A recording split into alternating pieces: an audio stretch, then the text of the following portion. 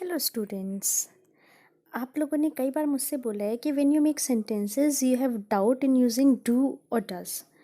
You are not able to decide कि whether I should use do here और does. So then I decided that we'll discuss use of do and does in today's video. So are you ready to learn do and does? Let me tell you, do and does are used as helping verb in present indefinite tense. And before we proceed with do does, let's discuss present indefinite tense in short. Okay? आपको पता है ना, 3 tense होते हैं, present, past, future.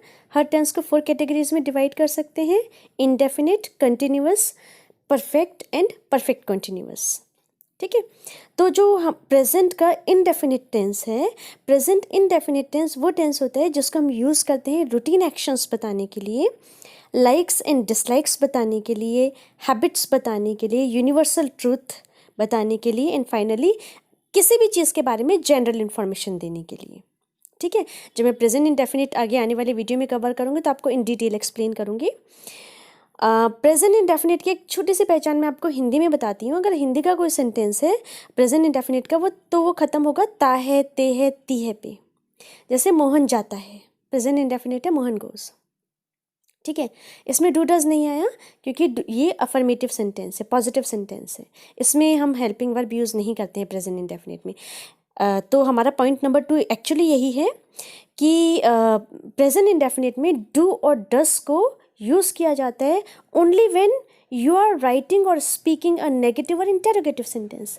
जब आप negative sentence बोल रहे हो, यानी कि ना में बात कर रहे हो, ना कहते हुए बात कर रहे हो, जैसे she doesn't talk to me, वो मुझसे बात नहीं करती है, करती है पे ख़त्म हुआ है, इसमें नहीं शब्द आ रहा है, तो हमने इसमें यूज़ करा है डस को, she doesn't talk to me. ठीक है. तो नेगेटिव सेंटेंसेस आपने बनाने हैं या क्वेश्चंस बनाने हैं, इंटेरोगेटिव सेंटेंस बनाने हैं. तो नेगेटिव सेंटेंसेस और इंटेरोगेटिव सेंटेंसेस बनाते वक्त कौन से टेंस के? प्रेजेंट इंडेफिनिट टेंस के हम लोग यूज़ करते हैं डू और डस को. ठीक है. अच्छा, डू और डस के नेगेटिव सेंटेंसेस और इंटेरोगेटिव सेंटेंसेस को हम थोड़ा सा और बाद में डिस्कस करेंगे, लेकिन उससे पहले हम ये समझेंगे कि दो हेल्पिंग वर्ब क्यों हैं, डू और डस. पास्ट इंडेफिनिट में तो एक ही है, डिड है. अब यहाँ पे 2 हो गई तो कन्फ्यूज़न होगा कि भाई डू कहाँ पे यूज़ करना है और डस कहाँ पे यूज़ करना है. तो देखो, जब एक हम सेंटेंस बनाते हैं तो सबसे पहले हम लिखते हैं सब्जेक्ट. सब्जेक्ट के बाद आती है हेल्पिंग वर्ब, फिर नॉट एंड फिर वर्ब. तो ये जो डू और डस को हम लोग सेलेक्ट करते हैं कि भैया डू कहाँ पर आएगा, डस कहाँ पर आएगा, तो ये हम देखते हैं according to the subject, subject के अकॉर्डिंग. सब्जेक्ट क्या होता है मैंने अपने प्रीवियस सारे वीडियोज़ में, मतलब बहुत सारे वीडियोज़ में एक्सप्लेन किया है. मैं आपको अभी एक बार और बताती थी हूँ. सब्जेक्ट मतलब विषय.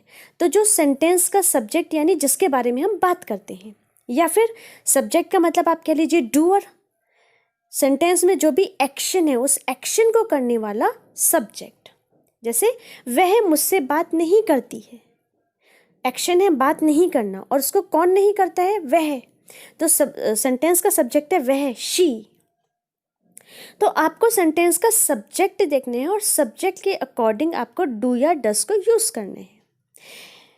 हम लोग डू को यूज़ करते हैं I, we, you, they and plural के साथ. 5 फिंगर्स पे आप इन 5 सब्जेक्ट्स को याद कर लीजिए. डू यूज होता है I, we, you, they and plural. ठीक है. और डस को हम यूज करते हैं किन सब्जेक्ट्स के साथ? डस यूज होता है he, she, it, name of a person and singular.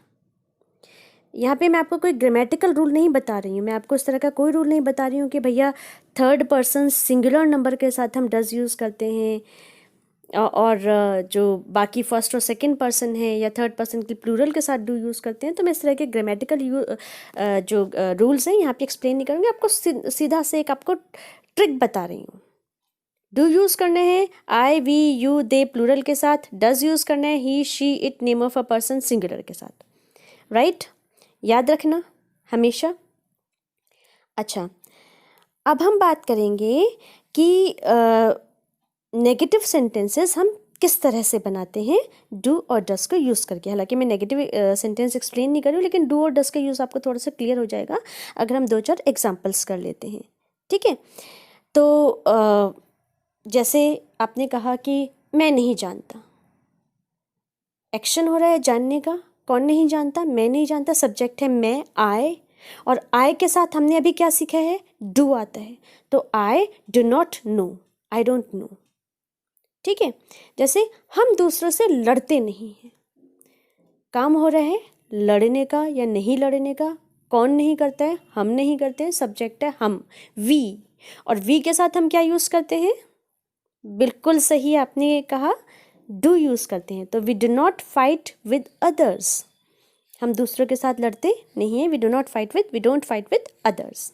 ठीक है, जैसे मोहन फास्ट फूड नहीं खाता है, ताहे तेहे तिहे पे ये सारे सेंटेंसेस खत्म हो रहे हैं, आप नोटिस कर रहे होंगे प्रेजेंट इंडेफिनिट के हैं, इसलिए हेल्पिंग वर्ब डू या डज आएगी। पहले 2 सेंटेंसेस में सब्जेक्ट था आई और वी, हमने डू यूज़ करा। इस सेंटेंस का सब्जेक्ट है Mohan, name of a person है, और नेम ऑफ अ पर्सन के साथ हम क्या यूज़ करते हैं, एब्सोल्युटली करेक्ट, हम डज यूज़ करते हैं।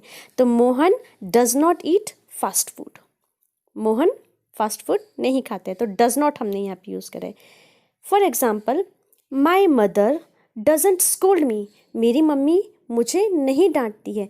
अब देखिए मम्मी जो है वो सिंगुलर है, एक ही मम्मी है ना, सिंगुलर है, सिंगुलर के साथ हम लगाते हैं डज।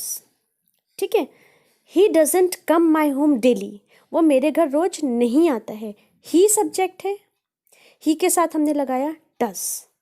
ठीक है, दे डोंट टेल अ लाई, वे झूठ नहीं बोलते हैं, जो भी लोग हैं वे, जिनके लिए हमने वे यूज़ करा है, तो दे हमारा सब्जेक्ट आ गया, हमने लिखा है डोंट।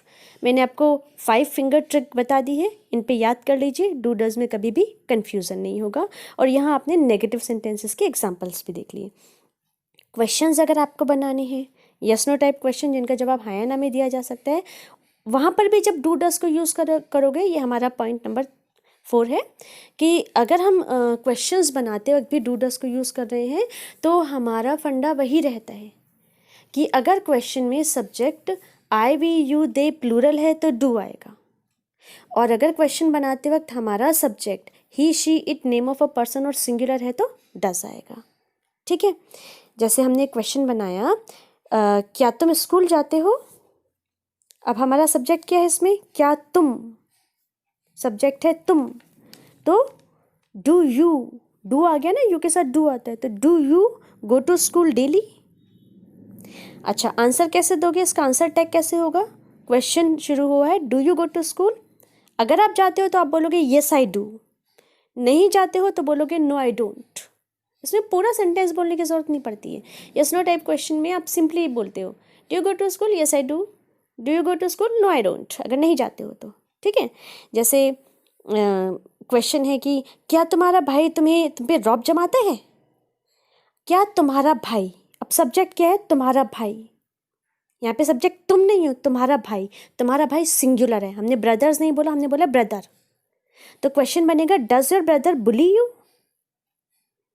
क्या तुम्हारा भाई तुम पे रौब जमाता है, अगर आंसर हाँ में है तो येस ही डज, नो में है तो नो ही डजंट। अच्छा, यहाँ आप नोटिस कर रहे हैं कि ही आया है तो ही के साथ हम लोग डस को यूज़ कर रहे हैं।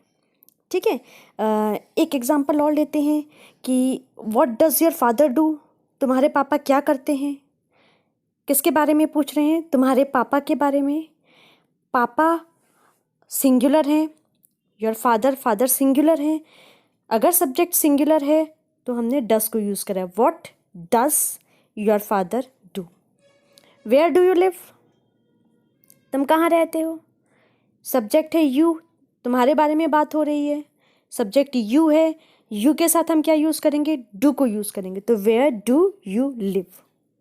ठीक है, जैसे when does she go to school, subject है शी, वह स्कूल कब जाती है, किसके बारे में बात कर रहे हैं, उस गर्ल के बारे में बात कर रहे हैं, सब्जेक्ट शी है तो हमने क्या लगाया है, डज लगाया है। ठीक है, तो अब आपको क्लियर हो गया होगा कि हम डू कहाँ पे यूज़ करते हैं, डज कहाँ पे यूज़ करते हैं। ठीक है। किन किन सब्जेक्ट्स के साथ डू या यूज़ होता है, किन किन सब्जेक्ट्स के साथ डज यूज़ होता है, और किस टेंस में यूज़ होता है, प्रेजेंट इंडेफिनिट में यूज़ होता है। प्रेजेंट इंडेफिनिट में what type of sentences do we use do does? We use do does with negative and interrogative sentences. हम नेगेटिव और इंटेरोगेटिव सेंटेंसेस में डू डस को यूज़ करते हैं। अच्छा, जो पॉजिटिव सेंटेंसेस होते हैं, अफर्मेटिव सेंटेंसेस होते हैं, उनमें भी हम लोग डू यूज़ कर सकते हैं, लेकिन सिर्फ तब यूज़ करते हैं जब हमें ज़ोर दे के कुछ कहना हो, ठीक है ना, जब हम एम्फेसिस के साथ कुछ कहना चाहते हैं। जैसे कि मैं तो रोज़ स्कूल जाता हूँ, मैं तो जोर दे के बोलो ना कि मैं तो रोज़ स्कूल जाता हूँ। अब यहाँ पे तो के लिए आप डू यूज़ कर सकते हो, I do go to school daily, ठीक है। जैसे आपको बोल रहे हैं कि मैं याद तो करता हूँ लेकिन भूल जाता हूँ। अब जोर दे के बोल रहे हो कि मैं याद तो करता हूँ लेकिन भूल जाता हूँ। I do learn but I forget. मैं याद तो करता हूँ लेकिन भूल जाता हूँ। तो आपको डू अफर्मेटिव या पॉजिटिव सेंटेंसेस में कब यूज़ करने हैं, सिर्फ तब यूज़ करने हैं जब आप ज़ोर दे के कुछ कहना चाहते हो, जब आप तो कहना चाहते हो, ठीक है। अच्छा, डू डज यूज़ करते वक्त आपको दो चीज़ें याद रखनी चाहिए। Number 1, don't add an s to the main verb while using do does. अगर आप डू या डस को यूज़ कर रहे हो तो जो आपकी मेन वर्ब है, क्योंकि डू डस हम हेल्पिंग वर्ब की तरह यूज़ कर रहे हैं, तो जो मेन वर्ब है उसमें आपको एस को ऐड नहीं करना है, ठीक है ना।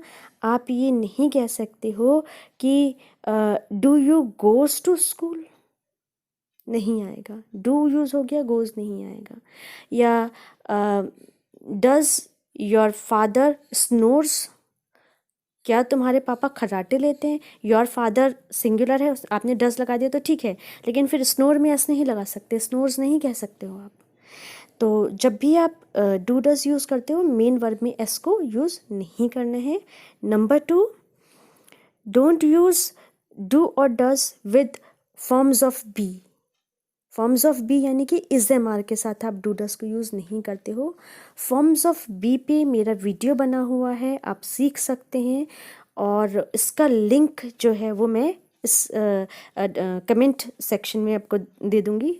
बिलो जो आपको डिस्क्रिप्शन सेक्शन है उसमें आपको लिंक मिल जाएगा, ठीक है। और इसमें आप बी की forms is am are, was, were, been, इनको अच्छे से सीख सकते हैं अगर आप इस वीडियो को देखते हो, ठीक है गाइज़।